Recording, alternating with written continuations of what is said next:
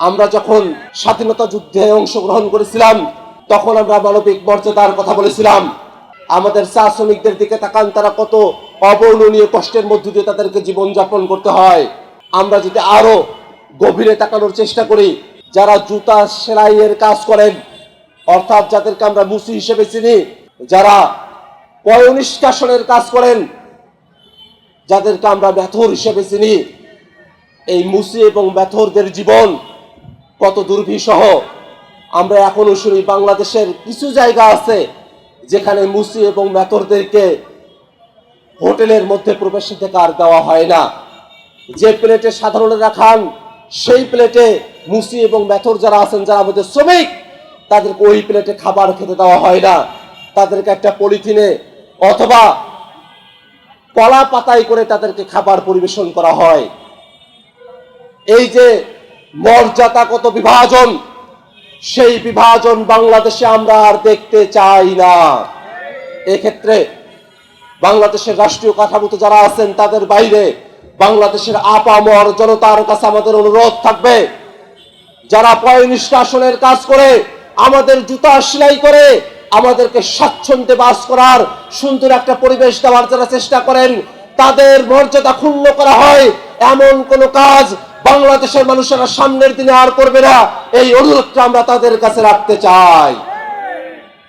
এবং সে কারণেই বাংলাদেশের কাঠামোগত পরিবর্তন প্রয়োজন।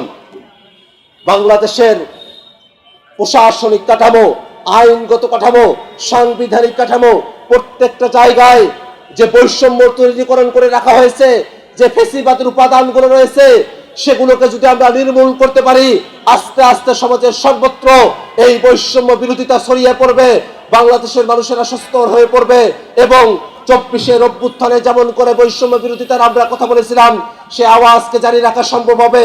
এই কারণে আমরা বলতে চাই, আজকে মে দিবসের অঙ্গীকার হবে শ্রমিকদের মর্যাদা ফিরিয়ে দেওয়ার অঙ্গীকার। আজকে মে দিবসের অঙ্গীকার হবে শ্রমিকদেরকে ন্যায্য মজুরি দেওয়ার অঙ্গীকার। আজকে শ্রমিকদের জন্য আমরা ন্যায্য অংশীদারিত্ব হিস্সার কথা এই মে দিবসের আলোচনা থেকে আমরা ব্যক্ত করতে চাই। আমাদের সংসদে এটাই সত্য, অধিকাংশই মালিক পক্ষ। আমরা চাই আপনারা যারা মালিকেরা আছেন, আপনারাই সব থেকে ভালো জানেন শ্রমিকেরা কোন জায়গায় কষ্টে আছে, এটা আপনাদের অজানা নয়। অতএব আপনারা মালিক পক্ষ, শ্রমিকের স্বার্থের কথা আসলে উৎপাকির মতো করে মাথাটা বালুর মধ্যে গেড়ে দিয়ে আপনারা শ্রমিকের অধিকারের কথাটুকু আপনারা ভুলে যাবেন, শুধু নিজের হৃষ্টপৃষ্ট দেহটাকে বাইরে প্রদর্শন করবেন।